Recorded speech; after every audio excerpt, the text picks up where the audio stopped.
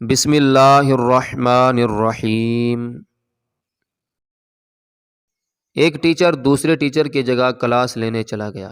تھکن کے باوجود کامیابی کے موضوع پر طلباء کو لیکچر دیا اور پھر ہر ایک سے سوال کیا۔ ہاں جی، تم نے کیا بننا ہے؟ ہاں جی، آپ کیا بنو گے؟ ہاں جی، آپ کا کیا ارادہ ہے، کیا منزل ہے؟ سب طلباء کے ملتے جلتے جواب: ڈاکٹر، انجینئر، پولیس، فوجی، بزنس مین۔ لیکن ایسے لیکچر کے بعد یہ میرا روٹین کا سوال تھا اور بچوں کے روٹین کے جواب، جن کو سننا کانوں کو بھلا اور دل کو خوشگوار لگتا تھا۔ لیکن ایک جواب آج بھی دوبارہ سننے کو نہ ملا۔ کان تو اس کو سننے کے متلاشی تھے ہی، مگر روح بھی بے چین تھی۔ اینک لگائے بیٹھا خاموش گمسم بچہ، جس کو میں نے بلند آواز سے پکار کر اس کی سوچوں کا تسلسل توڑا۔ ہیلو، ارے میرے شہزادے، آپ نے کیا بننا ہے؟ آپ بھی بتا دو۔ کیا آپ سر تبسم سے ناراض ہیں؟ بچہ آہستہ سے کھڑا ہوا اور کہا، سر میں نور الدین زنگی بنوں گا۔ میری حیرت کی انتہا نہ رہی اور کلاس کے دیگر بچے ہنسنے لگے۔ اس کی آواز گویا میرا کلیجہ چیر گئی ہو، روح میں ارتعاش پیدا کر دیا۔ پھر پوچھا، بیٹا آپ کیا بنو گے؟ سر میں نور الدین زنگی بادشاہ بنوں گا۔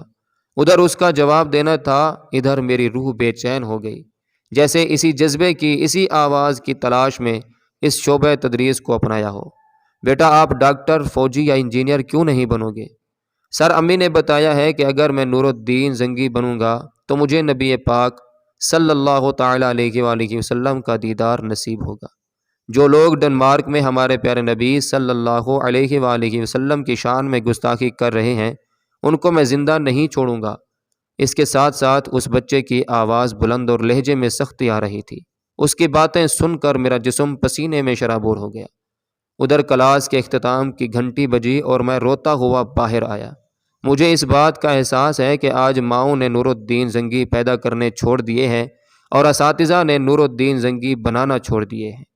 میں اس دن سے آج تا دم تحریر اپنے طلباء میں پھر سے وہ نور الدین زنگی تلاش کر رہا ہوں۔ کیا آپ جانتے ہیں وہ نور الدین زنگی کون ہے؟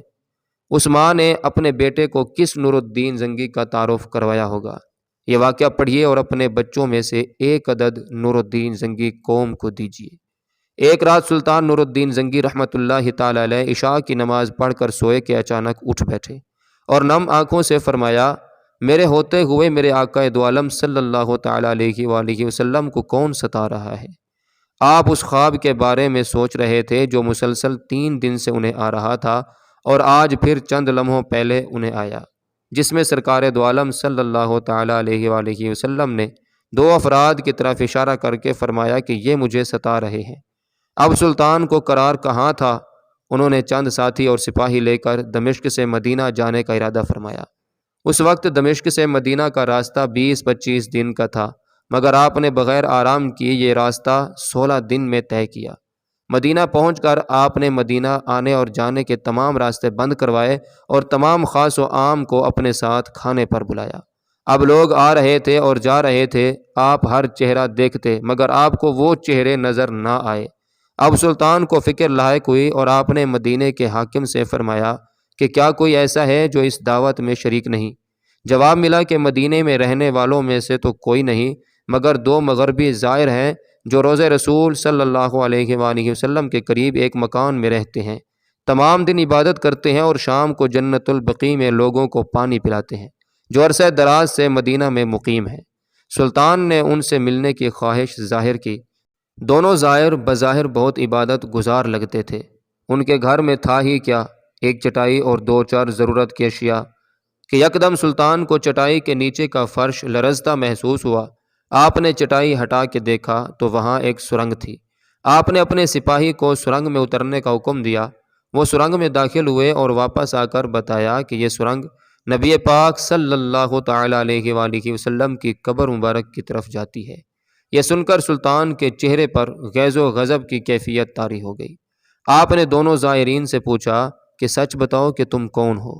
حیل و حجت کے بعد انہوں نے بتایا کہ وہ یہودی ہیں اور اپنے قوم کی طرف سے تمہارے پیغمبر کے جسم اقدس کو چوری کرنے پر مامور کیے گئے ہیں۔ سلطان یہ سن کر رونے لگے۔ اسی وقت ان دونوں کی گردنیں اڑا دی گئیں۔ سلطان روتے جاتے اور فرماتے جاتے کہ میرا نصیب کہ پوری دنیا میں سے اس خدمت کے لیے اس غلام کو چنا گیا۔ اس ناپاک سازش کے بعد ضروری تھا کہ ایسی تمام سازشوں کا ہمیشہ کے لیے خاتمہ کیا جائے۔ سلطان نے معمار بلائے اور قبر اقدس کے چاروں طرف خندق کھودنے کا حکم دیا، یہاں تک کہ پانی نکل آئے۔ سلطان کے حکم سے اس خندق میں پگھلا ہوا سیسا بھر دیا گیا۔ بعض کے نزدیک سلطان کو سرنگ میں داخل ہو کر قبر انور پر حاضر ہو کر قدمین شریفین کو چومنے کی سعادت بھی نصیب ہوئی۔ تحریر لمبی ضرور ہے، مگر آپ کو پسند آئی تو عشق آقا صلی اللہ تعالیٰ علیہ وآلہ وسلم کے واسطے اسے شیئر کیجیے گا۔